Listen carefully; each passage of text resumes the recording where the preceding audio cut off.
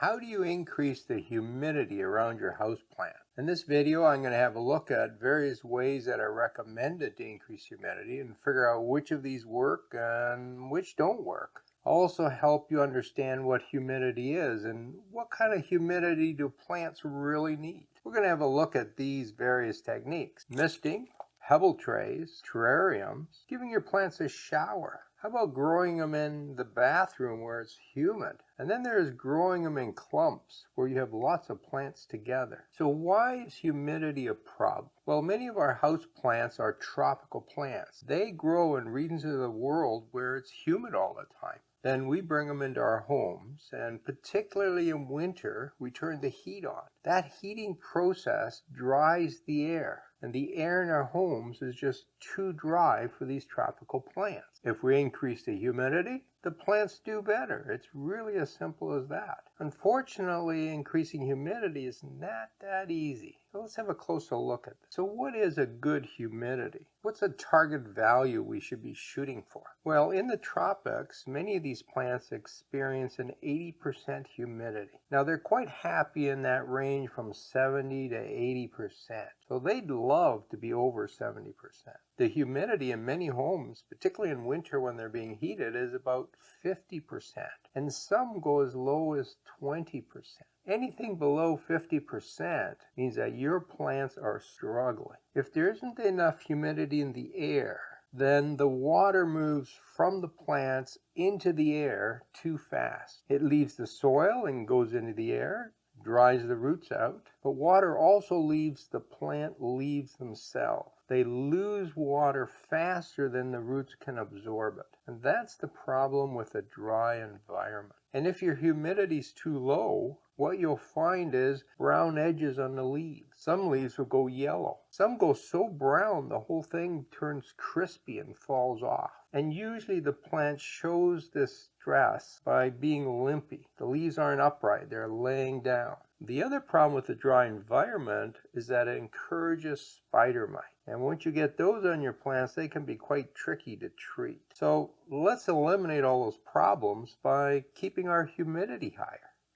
One of the most common recommendations for increasing humidity is the pebble tray. What you do is you take a dish and you put in some pebbles or stones, put in some water, and then you set your pot on top of that. You don't want your pot sitting in water. It just sits above the water. The water evaporates and creates this envelope of humidity around your plant. Or at least that's what you're told. So let's have a look at this and see what actually happens. Now this diagram shows you the humidity levels at various distances above the water. So what happens here is that the water does evaporate, and those water molecules start moving away from the surface of the water. But they move in all directions, not just up. So some will move up, some will move sideways, some will move diagonally, and in fact some will move back into the water and become water again. So they start spreading out in all directions. So as you move up above the water, you get less and less humidity. When you're 1.5 inches above the water,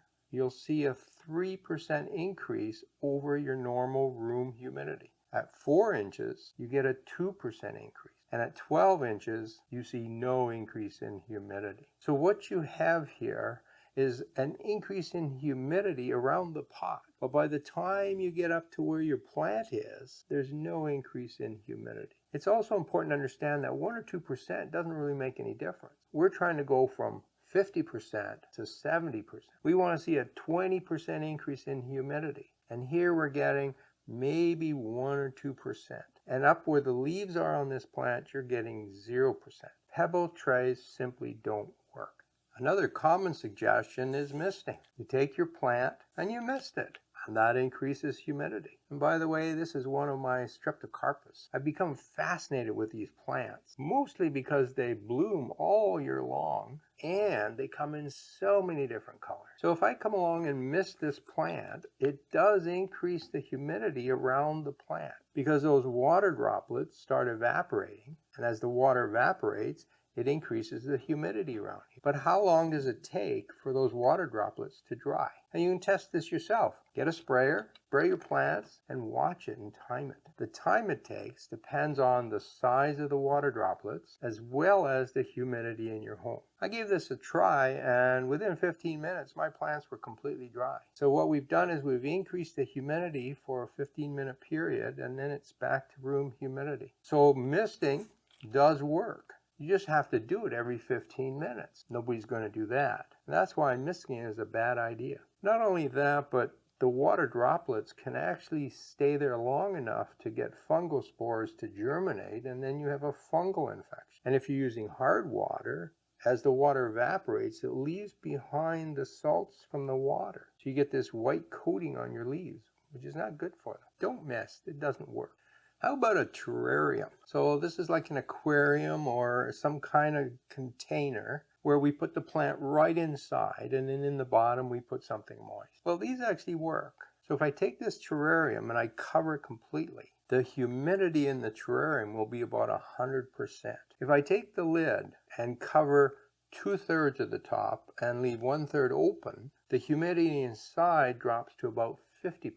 If I cover 90% of the top and leave 10% open, I'll end up with a humidity of about 70%. So terrariums do work, but a lot of plants don't want to live in 100% humidity. So make sure you open the top a little bit. For some plants, terrariums are also a great place to catch fungal infections. So some plants work there okay. Many house plants don't really thrive in a terrarium. And then you have the problem that, well, some of my house plants are 3 feet tall. Good luck finding a terrarium that big. How about the shower? So people online say, well, take your plant into the shower and give it a good spray. Well, that does dislodge some dust and dirt. It does make the leaves wet, but as we've already discussed, that evaporates quickly. It's not going to increase the humidity for very long. Showers don't work. How about growing your plants in the bathroom? This is a suggestion I see all the time. The bathroom is the most humid place in the house, so grow your plants there.